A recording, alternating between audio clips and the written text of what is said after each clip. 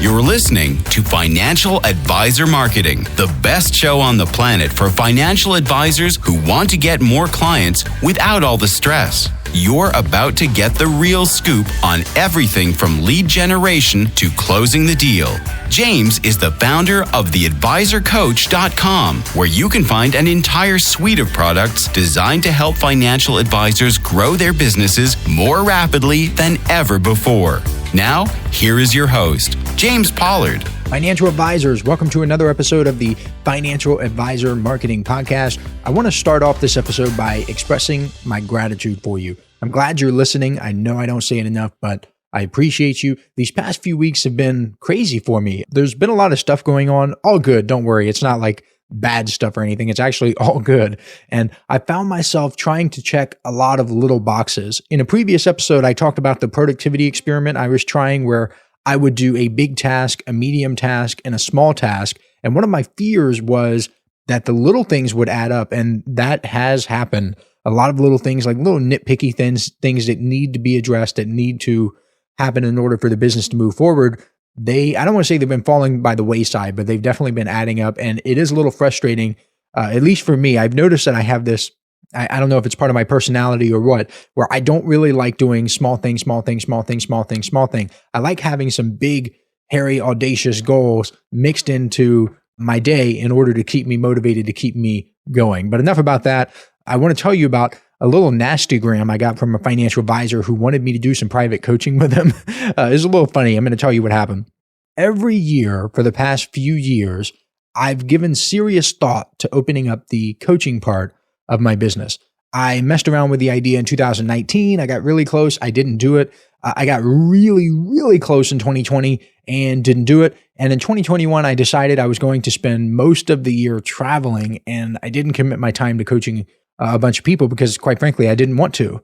So this guy emailed me like in April of last year, so April of 2020, and asked about private coaching. And I told him everything I just told you about how every year for the past few years, I've toyed with the idea, but haven't pulled the trigger. I've gotten really close, but I haven't done it. I told him something like, who knows, I might finally do it in 2022, but don't get your hopes up. That's important. It's not like I led the guy on and said, yeah, just wait and I'll throw the application page up. I didn't say any of that. I said, do not get your hopes up. And obviously I didn't open any formal coaching packages this year or anything like that. But this guy emailed me in early January of this year, so 2022, talking about how he was ready to sign up. And I wasn't doing any coaching. And this guy goes off. He sends this long email about how he waited for me and was looking forward to it all year, and on and on and on. I felt bad for the guy. I really did. But I told him, again, just like I told you here, I told him specifically, do not get your hopes up. And to be fair, I have a history of not offering coaching programs now, because let me be honest with you guys, I don't make my money from coaching. I'm not someone who coaches in order to make a living. I always find it weird when people run real businesses and do coaching on the side. I think to myself, is your business not making you enough money? I mean, why would you need to coach if you're running a successful business? I am a marketer. I can't speak for other people. I'm just going to tell you my experience. I'm going to tell you what I do. I'm going to tell you how I think, okay? Because I can't put words in other people's mouths. But I've always thought it a little strange when people have coaching on the side.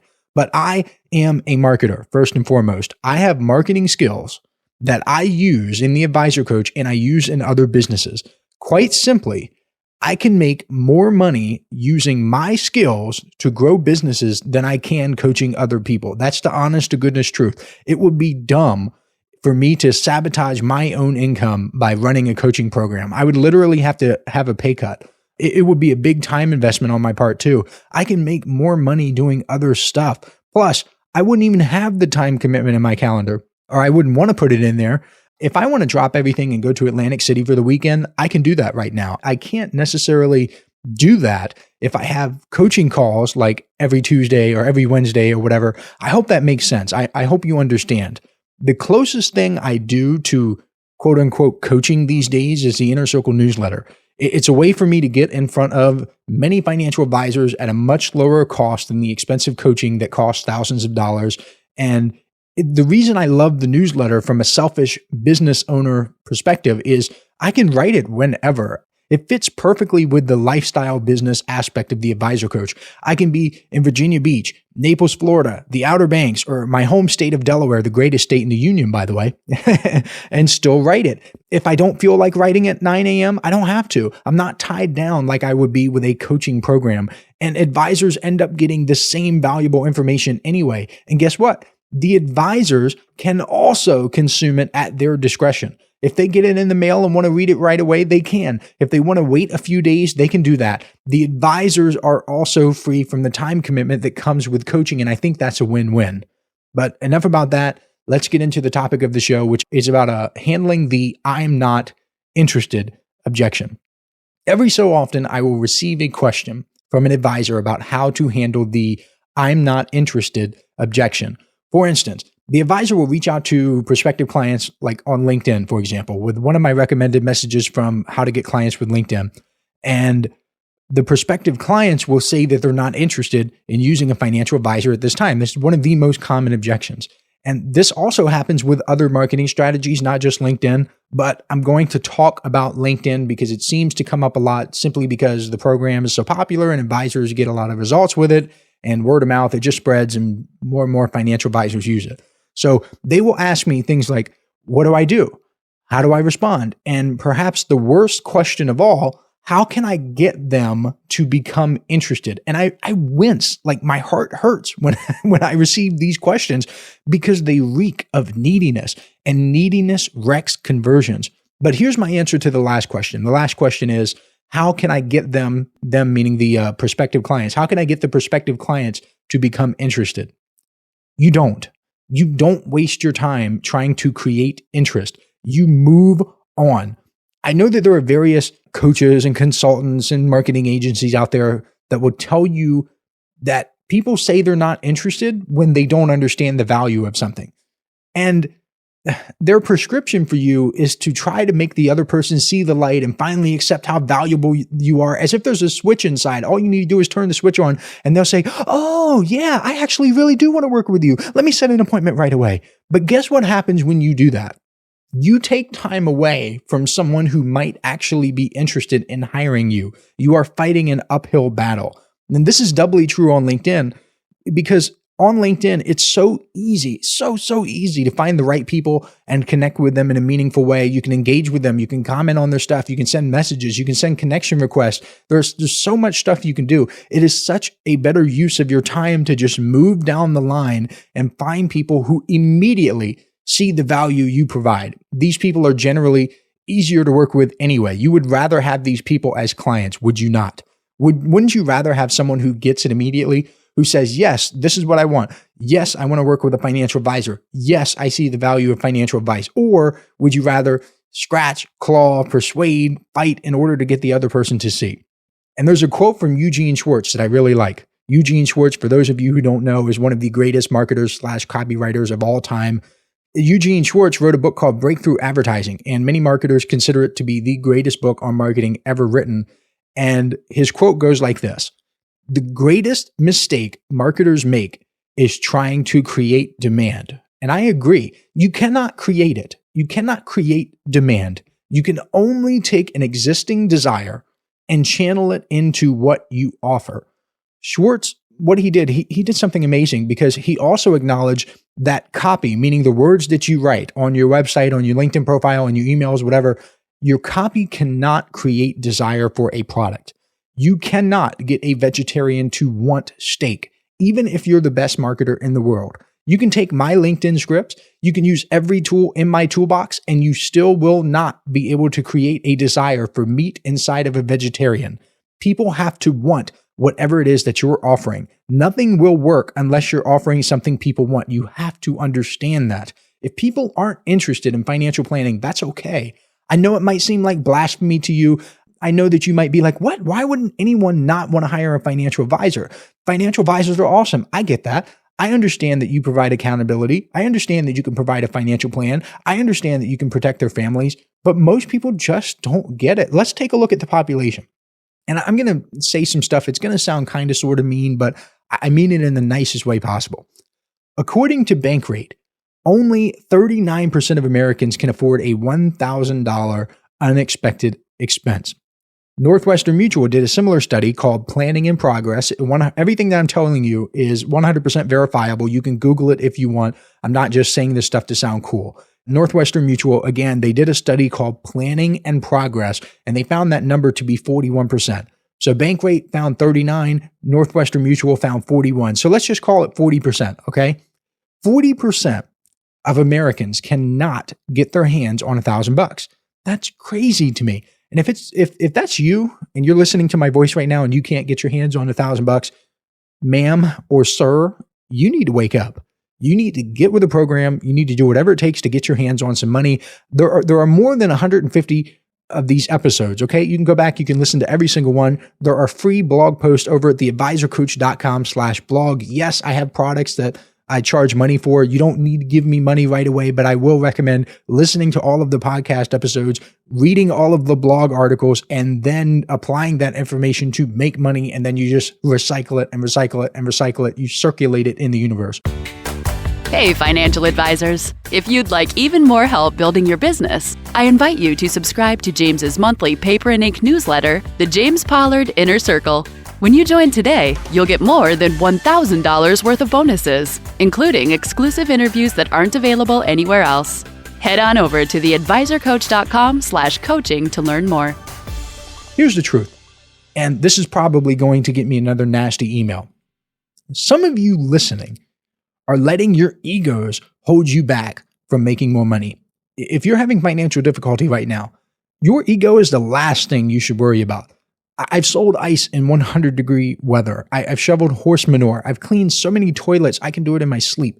When I was in high school, I got paid $200 to digitize some old photos. There was the former either vice principal or principal. I didn't have him. I never had him. He was one or the other.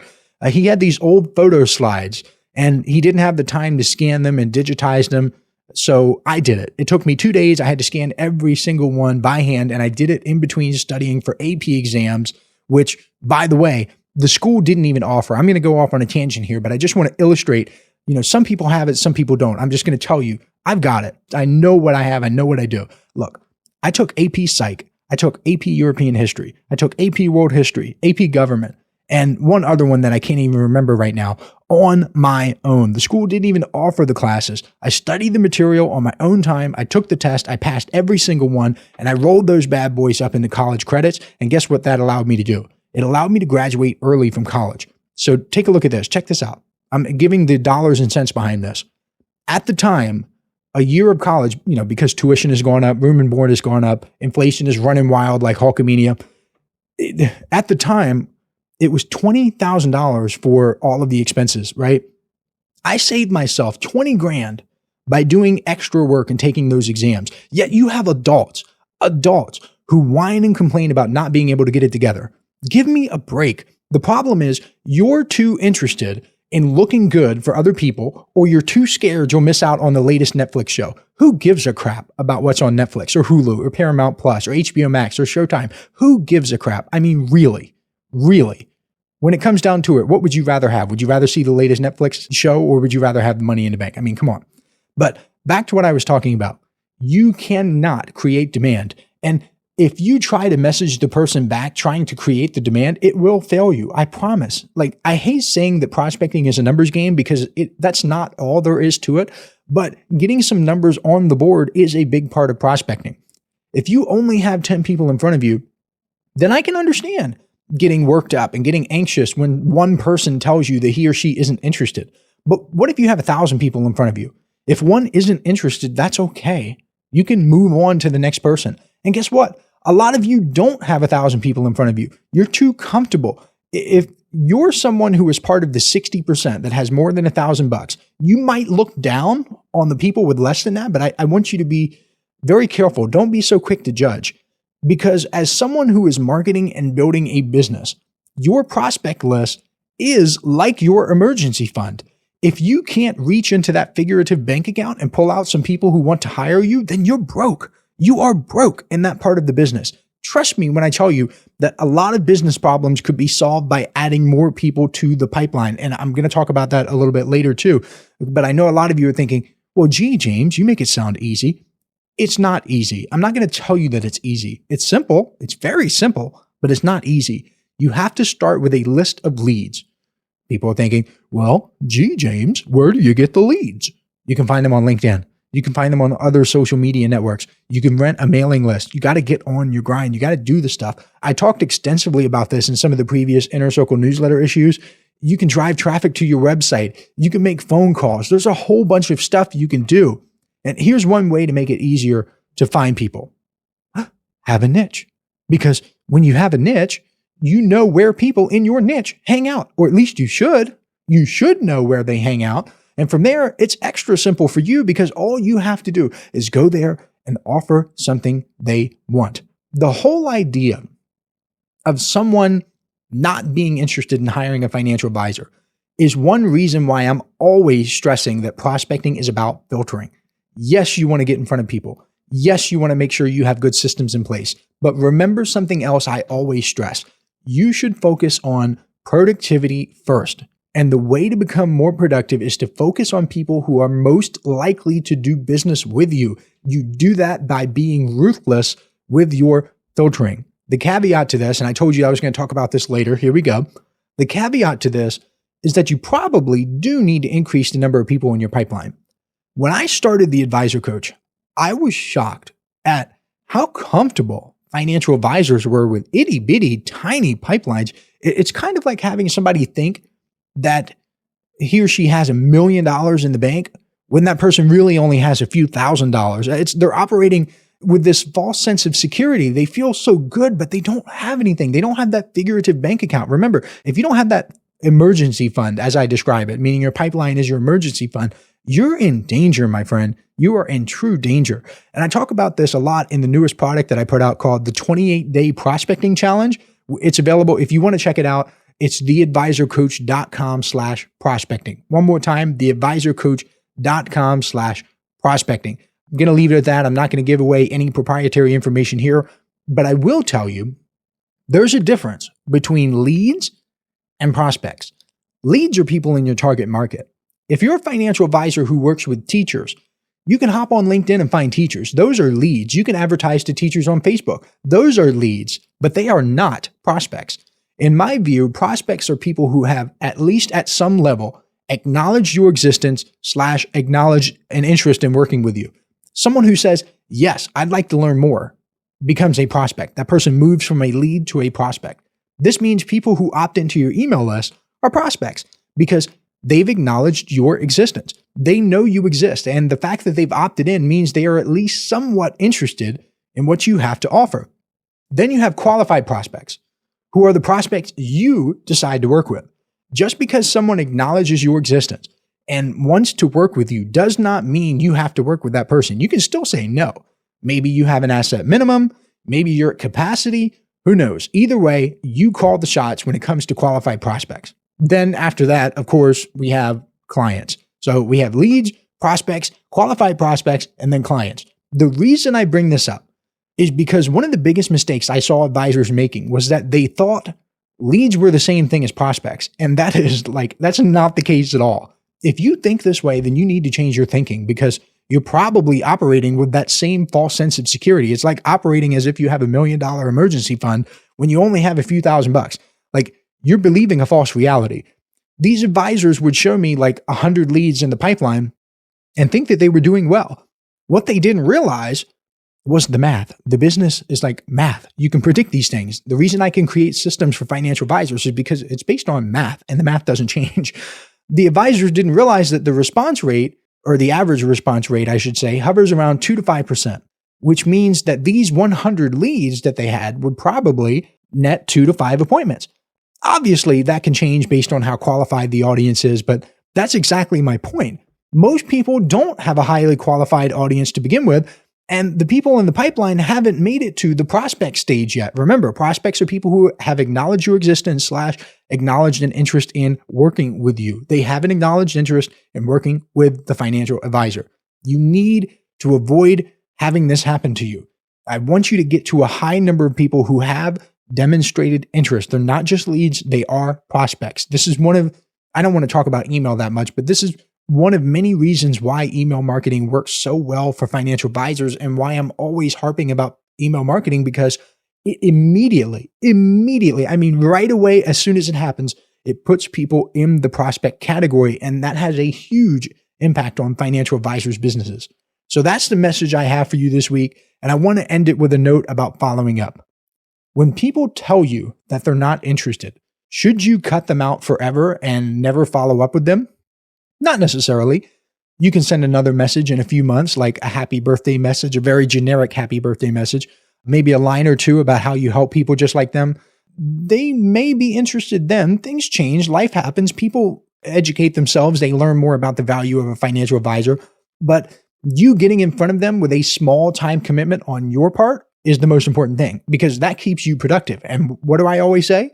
Focus on productivity first. And if they come back and they say that they're still not interested after you followed up, you can give some serious thought about cutting them out for good. And besides, I'm not interested is one of the best objections you can get, because it allows you to quickly eliminate the prospective client from consideration so you can move on to someone who is more likely to say yes. And with that, I am finished. That's a wrap for this episode. If you want to check out the 28-day prospecting challenge, go to theadvisorcoach.com/prospecting. It might be the best investment you ever make in yourself, besides the Inner Circle newsletter, of course. And I'll catch you next week. This is thepodcastfactory.com.